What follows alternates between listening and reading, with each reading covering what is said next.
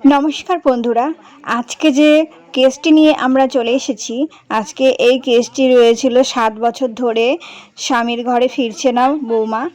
তো সেই স্বামীর ঘর করেছিল মাত্র 1.5 মাস।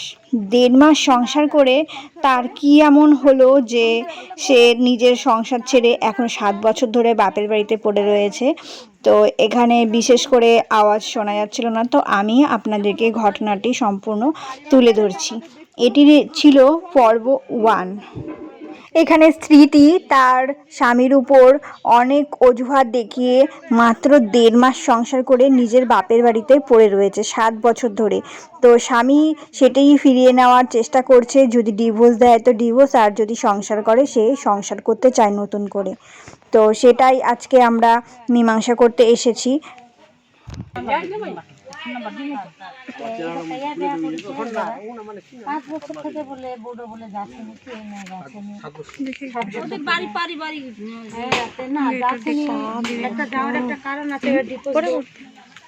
যদি না যায়, যদি সংসার করে তাহলে থাকবে, নিয়ে যাবে, আর যদি না বলে ওটাই আমরা স্টেশন করতে যাচ্ছি। মেয়েটা ওখানে ঝুলে থাকবে, ছেলেটা ওখানে ঝুলে থাকবে।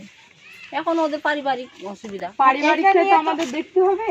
ওই জন্য চলো একটু তোমার মানে মেম্বার বা এসে নিয়ে তো আমাদের কাজ বলে আসলেন যে একটু ওদেরকে জানে আসবে তো না, ওদেরকে আমরা কি আছে কিনা এখন বলতে পারবো না। আমরা তো পুলিশের লোক, আমরা কখনো কাউকে জানাই আসি না। আমাদের কাছে যার যেটা কমপ্লেন করবে আমরা ওইভাবে ঢুকে যাবো ওর বাড়িতে, বুঝতে পারছো? না থাকলে তো চলে যাবো আমরা। হ্যাঁ আপনি বলবেন।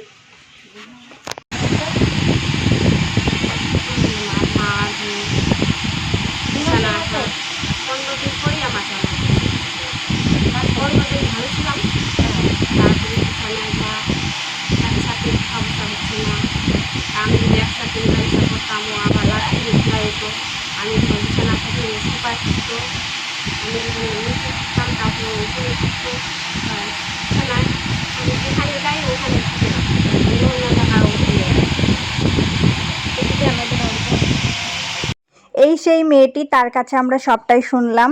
সে কোনো মতেই শ্বশুরবাড়ি গিয়ে নতুন করে আর সংসার করতে চায় না, সে ডাইরেক্ট ডিভোর্স করতে চায়। আমরা অনেকেই বোঝালাম, তো সেই ক্ষেত্রে এখন তাকে 1 সপ্তাহের মতো টাইম দেওয়া হলো। সে একটু চিন্তাভাবনা করে দেখুক যে নতুন করে সে সংসার করবে নাকি ডিভোর্স করবে। তো দ্বিতীয় পার্টে আপনাদের সঙ্গে এটি নিয়ে আলোচনা করব। আমাদের কাছে এইরকম নিউজগুলো পেতে আপনারা চ্যানেলটিকে লাইক, কমেন্ট এবং সাবস্ক্রাইব করে পাশে থাকবেন।